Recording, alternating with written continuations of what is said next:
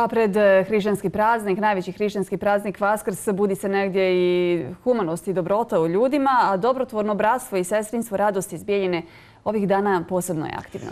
U stvari, članice ovog društva i njeni članovi aktivni su tokom cijele godine, a jutros pričamo o akcijama koje su aktuelne ovih dana i koje će biti aktuelne već za nekih 7-8 dana. Pričamo o jednoj akciji koja će biti realizovana povodom Malog Vaskrsa. Sa nama su jutros Biljana Vujanović i Jelena Spasojević. Dobro vam jutro i dobrodošli.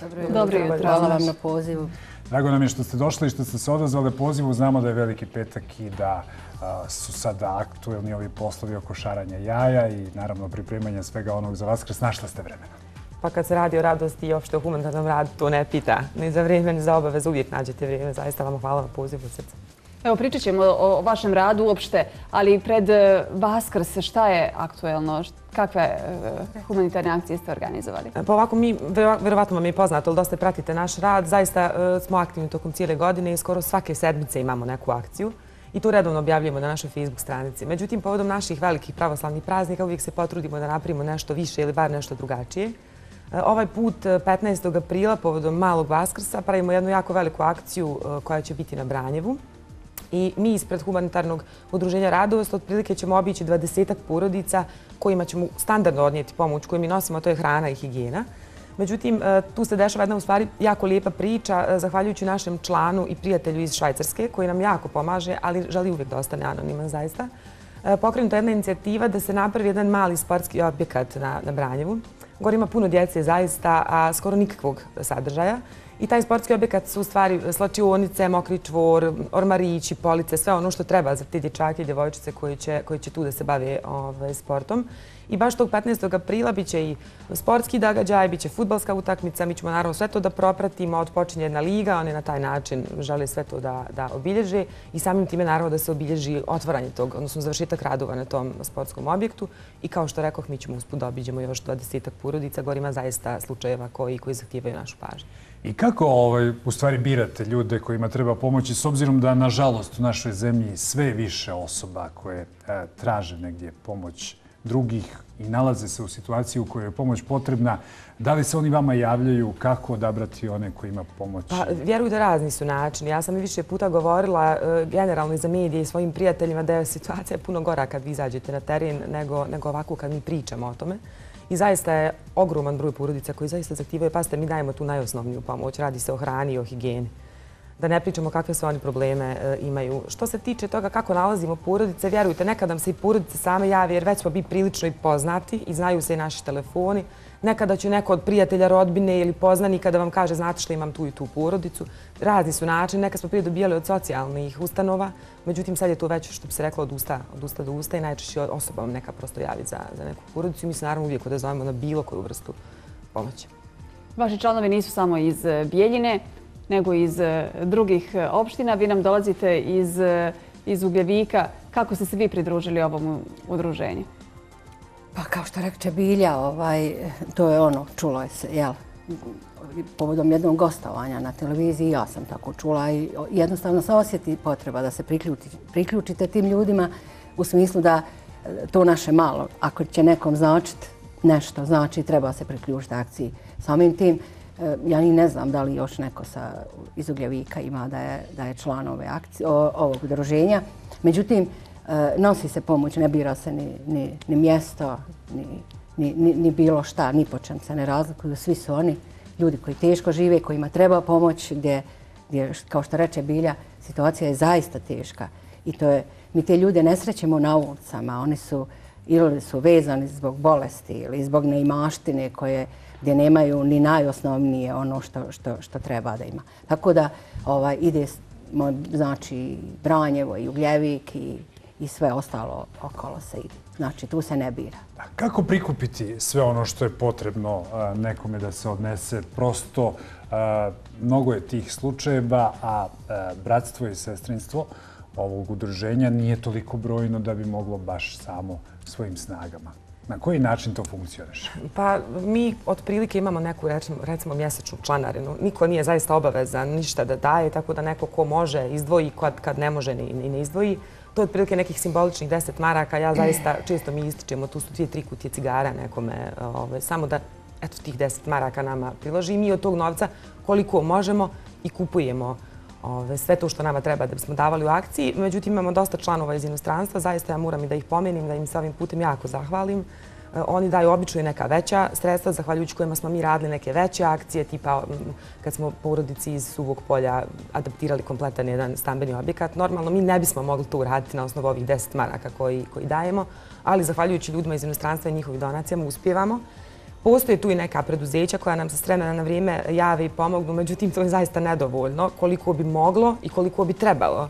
Ja pokušam svaki put kad sam na ovim emisijama da apelujem i na građanine za tih 10 maraka i na ljude koji imaju neka preduzeća ili ljude koji imaju više sredstava da na bilo koji način se uključi da nam pomogu, jer zaista taj novac ide u prave svrhe.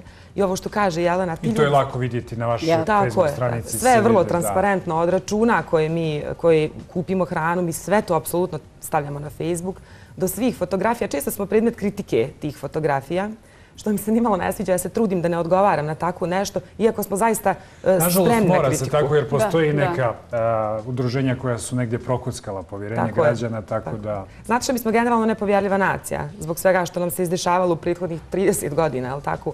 I to je razlog zašto mi želimo sve transparentno da bude i da objavimo. Nije apsolutno lična samopromocija bilo čija.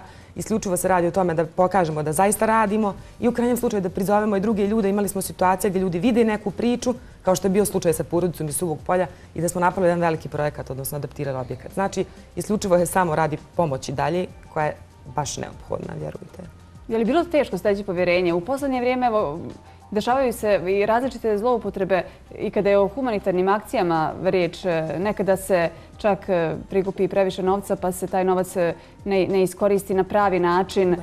Da li su vam se dešavale tako neke situacije da ste recimo da je trebao novac otići možda na neko drugo mjesto ili u neke druge ruke gdje je bilo potrebnije, da ste se vi fokusirali na nešto što je bilo možda manje važno? Znate šta, mi smo još uvijek organizacija koja funkcioniše na tim osnovnim potrebama ljudskim. Znači, mi skupljamo pakete hrane i higijene. To nisu neke velike pare i čak i ako vam se desi da pogriješite, a dešavalo se, uvijek idemo na obraz tih ljudi koji su zahtijevali pomoć. Mi nikoga ne provjeravamo. Mi prosto dođemo na lice mjesta, odnesemo pomoć. Ako vidimo da ta porodica nije za nas, mi više tamo nećemo ići. I dešavalo se, pa ste ljudi, ste pogriješite. Ali u većini slučajeva zaista to su ljudi kojima, kažem vam, treba hrana, a da ne pričamo o nečem ostalom.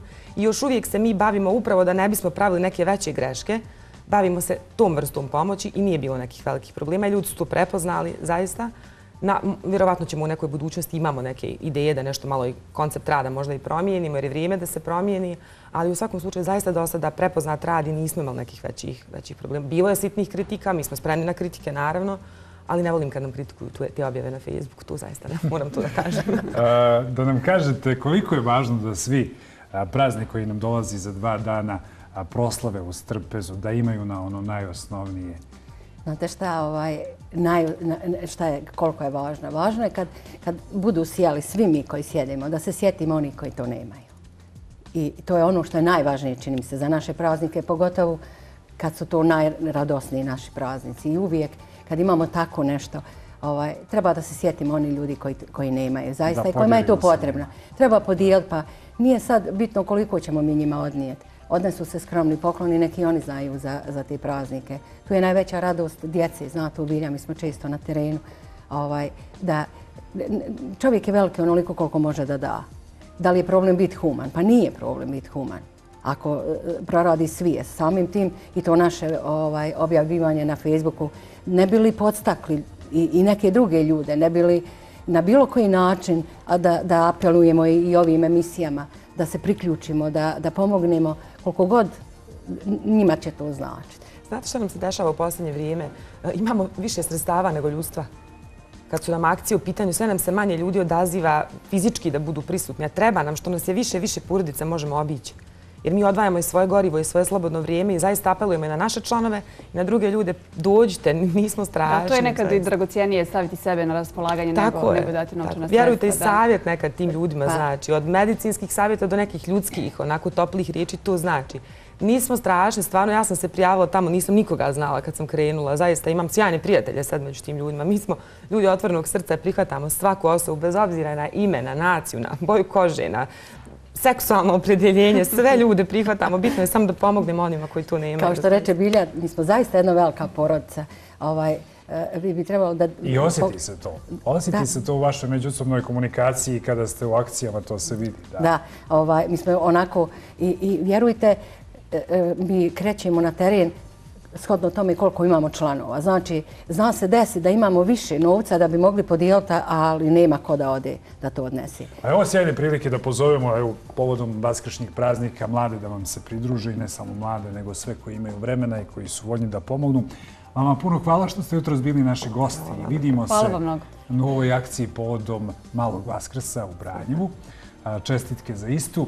Mi ćemo predahnuti u nastavku jutarnjeg programa, a potom donosimo još nekoliko jako zanimljivih priča. Ostanite uz nas.